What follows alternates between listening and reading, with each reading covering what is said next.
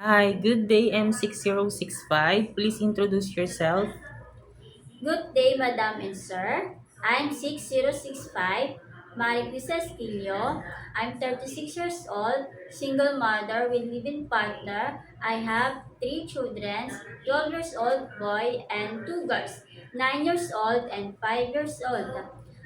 I have experience here in the Philippines. My main duties is cooking, marketing, cleaning the house, ironing, laundry, and of course, taking care twin boy babies and 5 years old girl.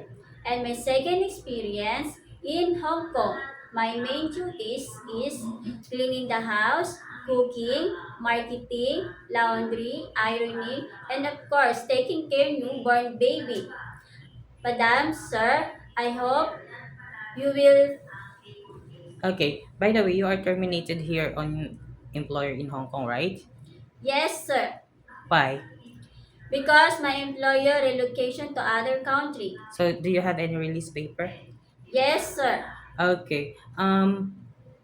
By the way, your religion, My religion is Roman Catholic. highest educational attainment. High school graduate, sir. Okay, since I saw that you have experience taking care of a newborn baby, which is on your first employer until your second employer in Hong Kong, right? So you know how to prepare a milk for a newborn baby. Yes, sir. Okay, if the baby is crying, what will you do? First, I will check the body temperature. If the baby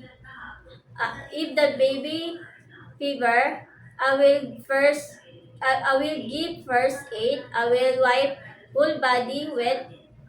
I will wet body, and if the baby is hungry, I will give the milk, and I will check the diaper. If the diaper is full, Okay, if the baby doesn't stop to cry after you do everything that you can, what will you do?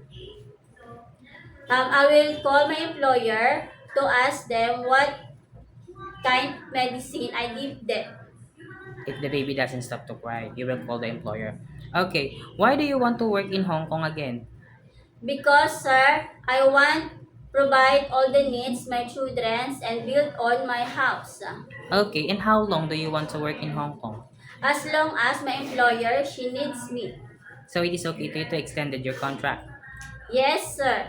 Okay, for sure you have a little bit idea how to prepare a Chinese food, right? Yes, sir. Okay, what kind of Chinese food can you prepare? Broccoli with beef, steamed fish, steamed chicken, and soup, and um, chicken with soy sauce. Okay, if your employer prepared food that you are not familiar, it is okay to you to eat the food that they provide? Yes, sir. Okay, it is okay to you to share jobs with a helper? Yes, sir. How about sharing room with kids? Yes, sir. If your employer wants you to go to work on Sunday or in a holiday setup, it is okay with you? Yes, sir. How about taking care of pets? Yes, sir. Taking care of elderly? Yes, sir. If one of your employer's family don't know how to speak English, it is okay to you to learn Cantonese? Yes, sir. Okay, my last question is what will be your message for your future employer? To my future employer, I hope you hired me because I'm flexible, word, word honest, and um, um, flexible.